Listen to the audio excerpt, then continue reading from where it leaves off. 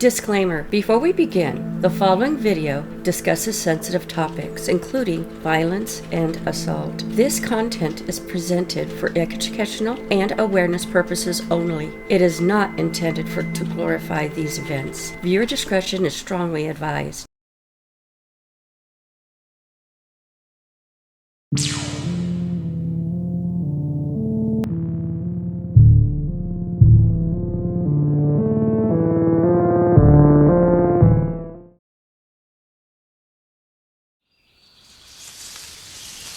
Many of these names and places are in German. I will do my best to pronounce them correctly.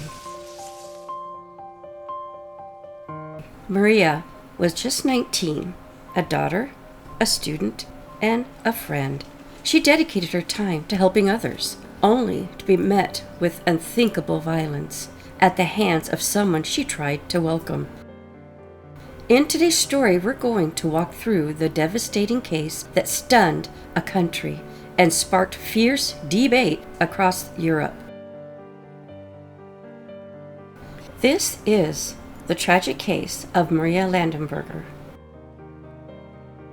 Maria was a bright, compassionate medical student in Freiburg, Germany, the daughter of Clemens and Friederike Ladenburger. Her father was a senior legal advisor in the European Commission. She grew up in a family grounded in both faith and service. She studied medicine at the University of Freiburg and volunteered at the local refugee center. She was brilliant, gentle, selfless, and full of promise.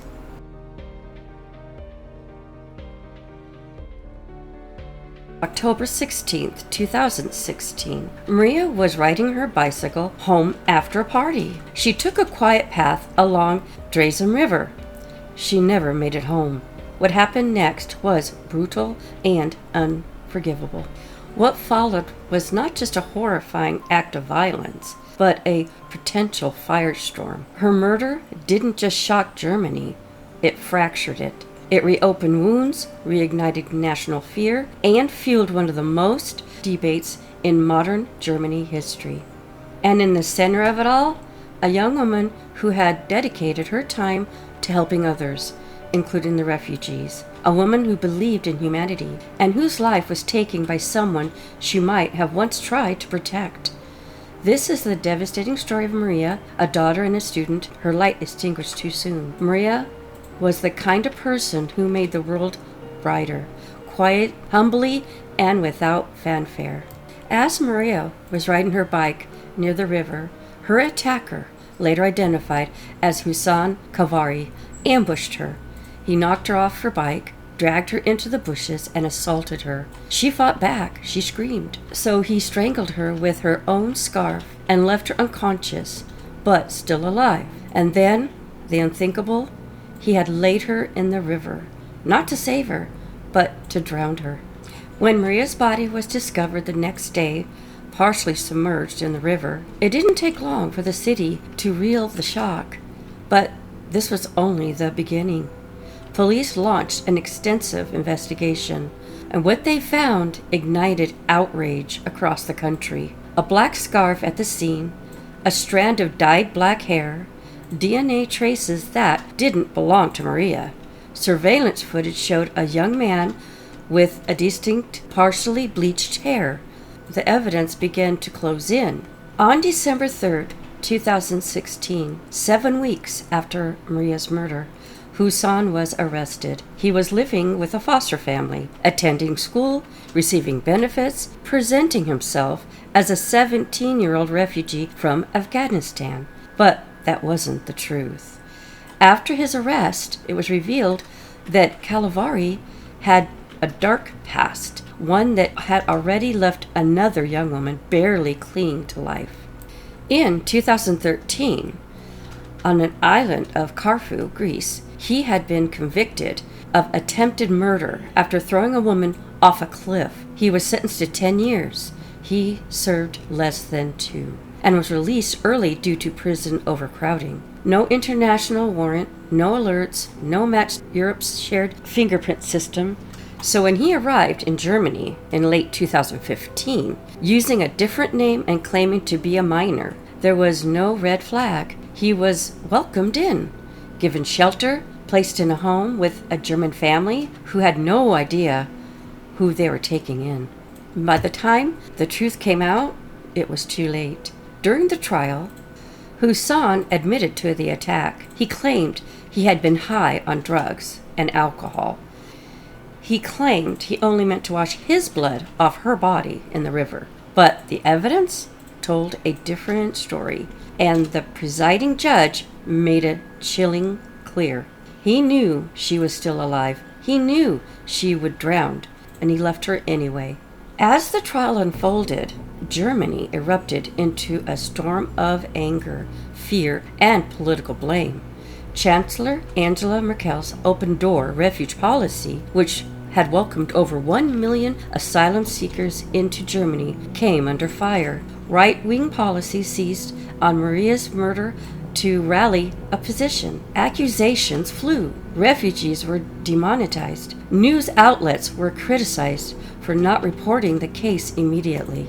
Maria's name became more than just a victim. It became a symbol, a battleground for a country at war with itself over identity, compassion, and security.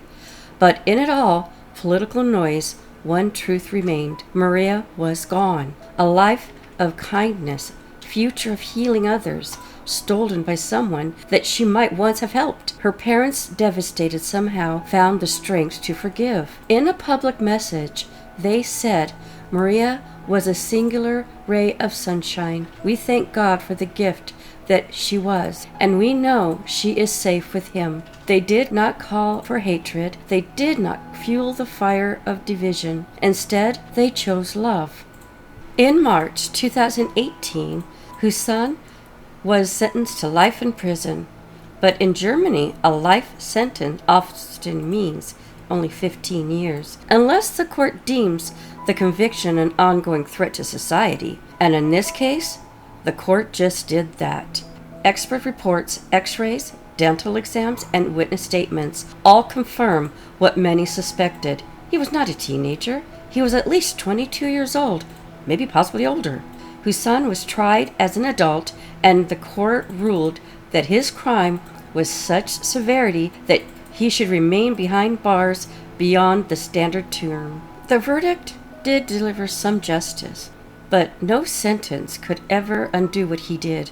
Maria's murder left Germany shaken, not just by the brutality of the act, but by what it exposed. Cracks in the asylum system, failures in international cooperation, a lack of oversight that allowed a violent offender to slip through the cracks and find refuge in a country that had offered compassion without caution.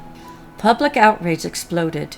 Refugee policies were under the microscope. Right-wing parties gained ground in national polls.